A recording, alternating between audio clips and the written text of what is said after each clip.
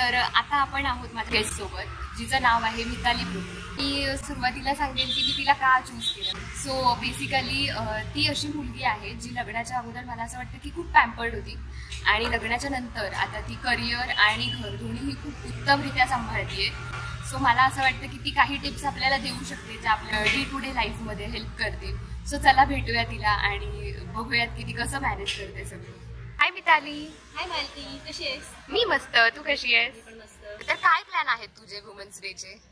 मी माझं एक dream complete करते आहे या वुमन्स डेला आणि त्यामागे माझी आणि माझ्या नवऱ्याची खूप मेहनत आहे. आमचं एक स्वप्न होतं की आम्ही एक कॅफे ओपन करावा आणि त्यासाठी आम्ही खूप प्रयत्न केले की आम्ही असं ओपन करणार आहोत आणि इनॉग्रेशन करणार आहोत. सो हा वुमन्स डे माझ्यासाठी खूप खूप खूप जास्त special. All the best to you and we will definitely visit your cafe soon. Okay, आता नेक्स्ट क्वेश्चन.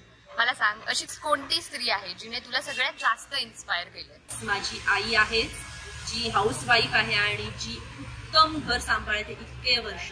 आणि तिच्यासारखं मी म्हणजे इतकं छान घर सांभाळणार व्यक्ती तर बघितच नव्हतं. तर ती फर्स्ट आहे. दुसरी माझी एक बहीण आहे, तर ती पण आहे मला ती खूप इन्स्पायर करते की how to be calm, how to be dedicated to your work. Even you मी म्हणेन की तू पण खूप जास्त धाडसी पाऊल उचललेलं आहेस, तर तू पण खूप इन्स्पायरिंग आहे. तर मला वाटतं एखाद्या स्त्रीने फक्त एकच आयडॉल नाही ठेवता का, प्रत्येकाकडनं काही ना काहीतरी इन्स्पिरेशन घेऊन पुढे चाललं पाहिजे. जसं की माझ्या ऑफिसमध्ये पण एक आहे माझी कलीग, जिचं एक छोटं बेबी असून ती तेच सगळं वर्क करते जे मी करते आणि ती न कंटाळता न काही त्रास करून घेता तिच्या बाळालाही सांभाळते आणि कामही करते ऑफिसचं.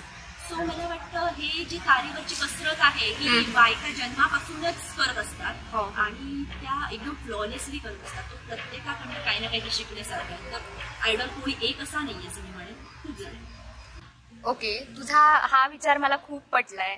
तर आपण जाऊया तिसऱ्या प्रश्नाकडे, जो आहे की आतापर्यंतच्या तुझ्या जर्नीमध्ये तुला काय वाटतं की कोण सगळ्यात जास्त सपोर्टिव्ह होतं? माझे फादर, माझे पप्पा माझे खूप मोठे सपोर्ट आहेत. ते थ्रू आउट मला सपोर्ट करत आलेले आहेत आणि प्रत्येक लाईफच्या फेजमध्ये असं नाही, स्कूलिंग पासून कॉलेज पासून जॉब लागून झाल्यावर मॅरेज पासून आतापर्यंत ते प्रत्येक फेजमध्ये माझी साथ देतात. Very nice. आता मला सांग, एखादा मिताली डे आहे जो तू तुझ्या मनाने तुला हवा तसा स्पेंड करू शकते? Dream day. येस. शांत नदी काठी गेलेला कुठेतरी किल्ला असावा, फुल घराची ऑफिसची सगळी काळजी सोडून फुल रिलॅक्स करावं, समोर खूप सारं खाणं आणि माझे सगळे फेवरेट पदार्थ असावे आणि मागची म्हणजे कसली फिकर न करता बस तो एक दिवस जरी असेल ना आणि मला कुठलाच बाकीचा विचार करायचा नाही आणि फक्त एन्जॉय करायचं समोर असलेलं फूड आणि तर तो मी म्हणेन की हा मिताली डे असू शकतो, माझा ड्रीम डे. ओके, आता मला सांग की तू घरी स्वयंपाक करतेस का? हा, मी म्हणजे 1 वर्ष केलं होतं, पण जसं मी जॉब स्विच केला तसं काही रिस्पॉन्सिबिलिटी वाढल्या, काम वाढलं, तसं मग मी एक हेल्प ठेवली. ओके, आता मला सांग, काही लोक असं म्हणतात की जेवण हे घरातल्या स्त्रीनेच बनवलं पाहिजे, अदरवाईज त्याच्यात बाहेरच्या लोकांचे विचार, बॅड वाईब्स जातात. तर याला काय उत्तर देशील बरं तू? मी म्हणेन हे एकदम सुपरस्टिशियस वाटते मला ऐकायला पण, की म्हणजे असं जर खरंच कुणाचं थिंकिंग असेल की कोणी बाहेरची व्यक्ती येऊन तुमच्या घरात जेवण करत असेल आणि त्याने तुमच्या घरात बॅड वाईब्स येतात आणि तुमच्या घरातल्याच स्त्रीने ते बनवलं पाहिजे, तर मी म्हणेन हे अंधश्रद्धाच आहे. कारण जेव्हा आपण कुठल्या तरी हॉटेलमध्ये जातो आपण असा विचार नाही करत की कोण आहे, लेडी आहे का जेंट्स आहे आणि कोणी बनवलं आहे, आपण ते एन्जॉय करतो.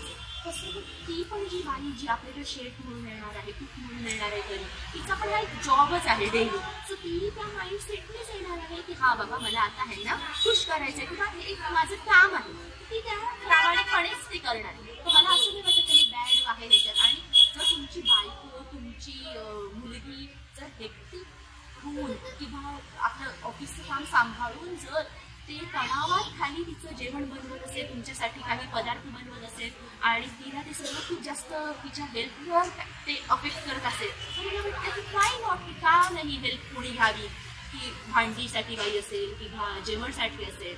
तर ह्याच्यात काहीच गैर नाहीये की नुसतं नाही तू जर बाहेर जाते तर तू घरातलं करून गेलं पाहिजे. तर हे माइंडसेट मला वाटतं आता कुठेतरी बदलला पाहिजे. आणि दोन्ही करू शकतात स्त्रिया. काही जणांना आवड पण असते की काही जण स्वतःच हातची चव आवडते की मीच करणार. विकेंडला काही जणी करतात कुकिंग किंवा रात्री कुकिंग करतात की दुपारी नाही. जसं ज्यांना जसं फ्लेक्झिबल जमतं तसं त्यांनी करावं. पण कुठल्या बर्डन खाली करू नये असं मला वाटतं. की नवऱ्याने सांगितलं किंवा सासऱ्यांनी सांगितलं सासूने सांगितलं की घरात जेवण बनवलं पाहिजे हे कुठेतरी बदललं पाहिजे असं मला वाटतं या काळात. चालेल, तुम्ही जे ऐकताय ते सुद्धा सांगा की तुम्हाला या विचाराबद्दल काय वाटतं आणि तुमची काय मतं आहे. तर तुझं लग्न झालंय, 1 वर्ष झालंय, तर डेफिनेटली तुला काही चॅलेंजेस आले असतील आणि आता 1 वर्ष झालंय म्हणजे तू ओव्हरकम सुद्धा केली असतील. तर काय चॅलेंजेस आले बरं तुला आणि कसे ओव्हरकम केलेस तू? सो पहिलं तर असं होतं की आम्हाला सुरुवात करायची होती शून्यापासून. पूर्ण संसार शून्यापासून स्टार्ट करणं हा खूप मोठा स्ट्रगल होता आमच्यासाठी. की प्रत्येक वस्तू ही विकत घेण्यापासून आम्ही सुरुवात केली. त्याच्यानंतर मग घर कुठे शोधायचं, कुठे राहायचं, यापासून सगळे स्ट्रगल आतापर्यंत आम्ही 1 वर्ष केलेले आहोत. आणि आता असं आहे की थोडं थोडं 1 वर्ष झाल्यामुळे सुरळीत चालू आहे. पण जसे ड्रीम्स असतात की आपली स्वतःची न्यू कार असावी, घर असावं, हे सगळं आम्हाला हळूहळू बिल्डअप करायचं. त्या दिशेने आमची वाटचाल चालू आहे की आम्ही आमचं करिअर सांभाळून त्याच्यात प्रगती करून आमचे हे जे गोल्स आहेत छोटे छोटे आता हळूहळू आम्ही ते अचीव करू असं वाटतं. ओके, सो सपोज तुझ्यासारखी कोणीतरी मुलगी आहे ज्यांची लहान लहान छोट्या स्वप्न ते पूर्ण करतायत आणि पण अडचणी असतील, तर त्यांना काय सांगशील तू की कसं हे सगळं ओव्हरकम करायचं किंवा कसा पॉझिटिव्ह ॲटिट्यूड ठेवायचा? सगळेच सिल्वर स्पून घेऊन किंवा गोल्डन स्पून घेऊन जन्माला येत नाही असं मला वाटतं. सो इट्स ओके की तुम्ही नाही अंबानीच्या घरी जन्मला तर का नाही दोघंही बिलियनियर होऊ शकत, का नाही दोघंही बिझनेस करू शकत, का नाही दोघंही जॉब करू शकत. दोघांनी मिळून आपलं ड्रीम जपणं आणि आपले गोल्स पुढे नेणं आणि काहीतरी अचीव्ह करणं त्याची एक वेगळी मिठास आहे असं मला वाटतं. सो जरी तुमचा पार्टनर एस्टॅब्लिश नसेल आणि तुम्ही दोघेही स्ट्रगल करून आता ते कमवत असाल, तुमचं स्वतःची गाडी, घर, काही असेल, तुमचा बिझनेस असेल, जॉब असेल, त्याच्यात तुम्ही चांगलं करत असाल, प्रमोशन घेत असाल, तर तेही चांगलं आहे. पण मला असं वाटतं की स्ट्रगल आहे करावं तर लागेल. आता मला सांग की लग्नानंतर तू काही ऍडजस्टमेंट सुद्धा केल्या असणार, राईट? मग तू काय काय ऍडजस्टमेंट केल्या, स्पेशली घर सांभाळण्यासाठी, हाऊस होल्ड रिस्पॉन्सिबिलिटीज सांभाळण्यासाठी काय काय केलंस? लग्नानंतर तर फुल लाईफच चेंज होतं. काही मुलींचं खूपच जास्त. माझ्या बाबतीत हे थोडंफार झालं, थोडंफार नाही, 50-50 मी म्हणेल. कारण इनलॉज सोबत राहत नसल्यामुळे किंवा इनलॉज गावी असल्यामुळे एवढं काही माझं लाईफ चेंज झालं असं नाही. बट हा माझ्या पर्सनल गोष्टींमध्ये माझं लाईफ चेंज झालं. जसं की आतापर्यंत भाजी आणण्यापासून, राशन आणण्यापासून सगळं काही आई वडील करत आले आणि आतापर्यंत सगळं मॅनेज करत आले. आणि असं होतं की सगळं हातात मिळत होतं आणि लग्नानंतर अचानक सगळं गायब झालं. पूर्ण डेली लाईफ चेंज झाली. तेव्हा लग्न झालं होतं आणि फर्स्ट म्हणजे काही डेज होते तेव्हा मी असंच ठरवलं होतं की हा आता मला किचन पण सांभाळायचं आहे. पूर्ण 1 वर्ष सगळे पदार्थ शिकले, सगळं काही करत आले. ऑफकोर्स की नंतर मग जॉब चेंज झाला, थोड्याशा रिस्पॉन्सिबिलिटी वाढल्या, काम वाढलं माझं ऑफिसमधलं, तर मला ते जमेना. तर मग मी ऑफकोर्स हेल्प घेतली.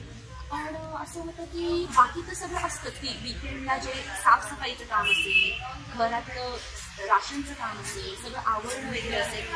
जो दिवस माझा बाहेर फिरण्यात किंवा प्लॅन करण्यात जायचा वीकेंड माझा, तो आता कुठेतरी माझ्या घरात जायला लागला. किंवा ते बचत करण्यात की काहीतरी मी वस्तू घेत आहे तर मी आता खूप बचत करायला लागल्या. का तर घर मला चालायचं. आता मला कळलं आहे की माझा जो खर्च आहे किंवा घर चालवण्यात जो खर्च आहे तो किती जातो. त्यामुळे मी कॉशियस पण झाले त्या गोष्टीमध्ये आणि खूप सारं किचन ॲक्टिव्हिटीज शिकले सुद्धा, स्वयंपाक करायला शिकले. येस, आणि आर यू हॅपी की तू हे सगळं करतेस? हा अनबिलिव्हेबल वाटू शकतो कारण सोशल मीडियावर मी तेवढीच ऍक्टिव्ह पण असते. कारण ऑफकोर्स की वीकेंड झाला, सकाळपासून मी जे घरातली कामं केली त्याच्यानंतर ऑफकोर्स मी कुठेतरी बाहेर जाणार वीकेंडमध्ये, तर मी बाहेर पार्टीज पण करते. सॅटर्डे किंवा संडे आम्ही आउटिंग पण करतो कुठेतरी. पण माझ्या बॅक ऑफ द माइंड हे असं की उद्या परत सोमवार आहे त्याचं सगळं आहे ना व्यवस्थित, त्याची भाजी आहे का नाही, सगळं सामान आहे का नाही, नसेल तर आणलं पाहिजे, हे सगळ्या प्रोव्हिजन्स मला आता करावे लागतात. मग ते बाहेरचं माझं जे लाईफ आहे ते मी सगळं करत असते. ओके. आता नेक्स्ट क्वेश्चन. तर काही लोक म्हणतात की वुमन बिलॉंग्स टू किचन, म्हणजे स्त्रियांची जागा ही किचन मध्येच आहे. तर अशा लोकांना तू काय म्हणशील बरं? अशा पॅरेंट्सना किंवा अशा रिलेटिव्हजना मी म्हणेन की का नाही ती पुढे जाऊन आपल्या स्वतःचा खर्च स्वतः उचलू शकत. जी मुलगी स्वतःचं कमवून स्वतःचा खर्च अगर करू शकते तर ते एक हातभारच आहे त्यांच्या घराला. तर मला वाटतं तिला एक चान्स तर नक्कीच द्यावा, एक नाही 1000 चान्स द्या तिला, तिचं करू द्या करिअर पूर्ण. कारण ते तिला आणि तिच्या पूर्ण कुटुंबाला, तिचं फ्युचर कुटुंब असेल, तिचं माहेरचं कुटुंब असेल, त्यांना ते नक्कीच हेल्प करणार आहे. आणि मला वाटतं आजकाल इतकं हे वाढत चाललंय, कॉम्पिटिशन पण म्हणा किंवा सगळं इतकं महागाई वगैरे वाढत चालले की एकानेच पुरुषानेच कमवण्यापेक्षा जर दोन्ही स्त्री आणि पुरुष दोन्ही आपलं करिअर व्यवस्थित सांभाळत असतील आणि दोन्ही आपले खर्च व्यवस्थित सांभाळत असतील तर मला वाटतं की हातभारच राहायचं. नुसतं किचन करण्यापेक्षा मला असं वाटतं की दोन्हीमध्ये तिला सपोर्ट करावा. ओके. आता जास्त वेळ नाही घेणार. आता तुझा लास्ट प्रश्न आहे. मला सांग, लग्न झाल्यानंतर तू अचानक हे पाहिलं असेल की एखादी स्त्रीच असते जी येऊन विचारते की अगो तू टिकली नाही लावलीयस, अगो तुझा सिंदूर कुठे गेला, आणि अगो तुझं मंगळसूत्र दिसत नाहीये. तर या अशा प्रश्नांना काय म्हणशील बरं तू? त्याने काय तुझं बाई पण कमी नाही होणार की तिने छोटा मंगळसूत्र घातलंय, मोठं मंगळसूत्र घातलंय किंवा टिकली लावली न लावली दिसते का नाही, त्याच्याने बाई पण मला वाटतं कमी नाही होणार आहे तिचं. आणि इंडियन जसं ट्रेडिशन आहे, आपल्याला सगळ्यांनाच मुलींना नटायला आपण तर ओकेजन बघत असतो की कधी आपले सगळे दागिने आपण घालून आपण खूप जास्त नटतो आहे. तर हे प्रत्येकालाच आवडतंच, तेव्हा आपण हे सगळ्या गोष्टी करतच असतो. तिने तेही बघ, तुम्ही तिचं रूप बघितलं, तुम्ही हेही रूप बघा ना तिचं. ती जसं तिला एक्सप्रेस करते आहे तिला तसं करू द्या आणि फ्लोमध्ये तिला तिचं लाईफ जगू द्या असं मला वाटतं. कारण मी जेव्हा लहान होते तेव्हा पण मला हा क्वेश्चन पडायचा की आई मंगळसूत्र घालते, बाबा का नाही घालत काही काय, किंवा पुरुष एक मॅरिड पुरुष हा का न ओळखला जाऊ शकत कशामुळे, का स्त्रीनेच मंगळसूत्र घातलं, हा तिचं लग्न झालं आहे, तिने टिकली लावली आहे, हा तिचं लग्न झालंय, असं का ओळखलं जातं. तर हे कुठेतरी आता कमी झालं पाहिजे असं मला वाटतं. आणि जे पुरुष आहेत किंवा जे नवरे आहेत किंवा जे पार्टनर आहेत त्यांनी पण आपल्या बायकोला तेवढं फ्रीडम दिलं पाहिजे की हा तुला जसं वाटतं तसं कर. कारण ती जर दुर्गा होऊ शकते तर ती कुठेतरी सरस्वती पण होऊ शकते असं मला वाटतं. आणि ती दोन्ही रोल तशी व्यवस्थित करू शकते असं वाटतं. ज्या पण स्त्रिया बघतायत आणि ज्या पण स्त्रियांना जीन्स घातल्यानंतर वर्किंग एन्व्हायरमेंट मध्ये जर हा प्रश्न विचारला गेला असेल की अगं तू टिकली का नाही लावलीस, आय थिंक हेच उत्तर आहे त्याचं. So thank you so much. खूप छान इंटरव्ह्यू झाला. खूप चांगल्या पद्धतीने तू अनवाइंड आणि अनअपॉलॉजेटिकली तू बोललीस सगळ्या गोष्टी, आणि तू याच्यासाठी तयार झालीस बोलायला आणि स्पष्टपणे बोललीस. त्याच्यासाठी माझ्याकडनं तुला खूप मोठा thank you. And this is happy women's day in advance. Welcome. Thank you. तर तुम्हाला वाटत असेल की हा व्हिडिओ कोणाला मदत करू शकतो तर त्यांना शेअर करा. माझा हा प्रयत्न तुम्हाला आवडला असेल तर लाईक करा आणि पुढचा व्हिडिओ पाहण्यासाठी सबस्क्राईब करा.